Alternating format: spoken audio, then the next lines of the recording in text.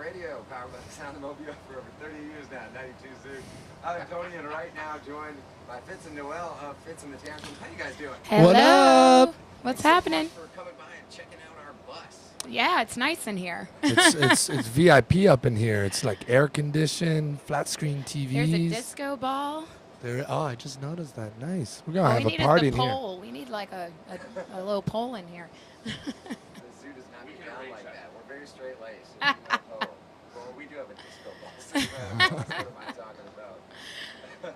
Well, I guess we've got Fitz and Noel. Now, you guys actually, was James your college buddy, and that's how you met her? That's exactly right. I was working on a couple early ideas that became Fitz and the Tantrum songs, and called up James, who I went to college with, and he's just a phenomenal musician. And we just said, this stuff's got to be played live.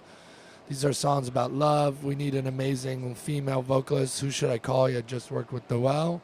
Called her. 4 other phone calls. We went in and rehearsed, and it was like we'd been playing for our whole lives together. And a week later, I booked us a show, and we have never looked back since. 6 years later. That's awesome. It's nice when something clicks. It is. Oh yeah, because it's, especially with bands, you always hear the story. It's the hardest thing to keep a band together, and it really is. The synergy's got to be there. Everybody has to be on the same page, and it just kind of seemed like the timing lined up for us perfectly, And here we are. And you're right about it ever changing, like that constantly changing of bands. For a band to stay together for a long time, it's almost like famous people staying married, That is true. Band Elbow, I guess they've been the same exact 6 members since 2000 or something. That kind of blew my mind. Yeah. Like 15 years, but Hey, isn't that that's It's 15 a long years. time, yeah. Because when you're on the road, you're living together. You're eating 3 meals a day together. You're trying to work, be creative, create together. It's a lot. who's the troublemaker in the bunch? Who's always making it rough? Fits. She's throwing Fitz me. is Yeah, the- she just totally threw me under this bus. No. On the bus.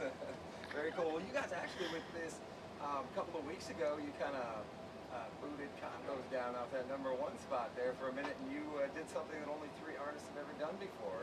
I know. Yeah. Your first 2 singles. Yeah, which was pretty incredible to be in. Who is it? It's Fun, Fun, Alanis, Alanis, and And Green Day. yeah. We're like, you know what? We'll take it. Yeah, this has been a wild ride for us. We just celebrated the year anniversary of More Than Just a Dream, the 2nd album, and 2 #1s. We've got an amazing label that believes in us. They see like a couple more singles off this record. So we are just doing what we do best and love to do, which is play shows and be on the road and spread the word. Yeah. And I know you get a great response to your live shows, and sometimes, you'll hear artists say stuff like, we're obviously not doing it to hit #1, we're doing it because it's what we need to express about ourselves. But that's a validation of sorts. That's from your fans. Yeah, absolutely. Of I mean, course. from day one, we got to give credit to our fan base. We were able to really grow our fan base organically because we were really forced to have to play. This like changing tide in the way that you actually are able to make a career out of doing what you do is going to your live show, because nobody can steal your concert ticket. So we always really catered to the fan base going to our live shows, doing 110%. Didn't matter how many people were actually in the room. And without that fan base, and people taking a chance on us in radio, and all the program directors like getting behind us and wanting to spin our music in the early stages, we wouldn't be here right now.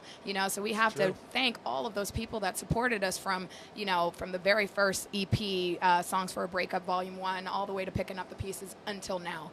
We've had an amazing ride for the last 6 years. Well, I'm glad to hear it. And you guys do have a way of it. It doesn't matter if it's a small venue or a big. You just have a way of engaging this audience, and it's a great time. I'm glad that some commercial success is following with that. Thank you. It means we can buy lunch today. But can you buy the Zoo Crew lunch today? No. Oh, sorry, buddy. It's Gene's attitude, I'm sure. Well, we'll just say you guys are going to be on the Palladius stage. Yes. 7/15. That's right. Have you caught any acts already? We saw a little bit of Need to Breathe while we were doing some interviews Yes. for VH1. I want to check out a little bit of Tegan and Sarah. I want to see the Killers later, for sure. It'll be cool by then, so I can hang out. I want to check out some Tegan and Sarah, whether they're playing or not, for reals. I was just saying I got a little crush on those two. I do have a little bit of a crush on them as well. The elves. Well, we're so glad you guys made it down here to play Hangout Fest, and definitely appreciate you guys swinging by and taking the time. Thank you. I know you guys are very busy. But Oh, but our pleasure. I don't know if we'll be back at the Soul Kitchen, but maybe. Who knows? we'd Bring love it. to see you down there. I know Maggie loved you guys being there. So. All right. Well, we've been joined by Noel and Fitz from Fitz and the Tantrums. Hope you guys have a great show tonight. Look forward to seeing you on the beach, and we've got more cool stuff on the way with Hangout Radio.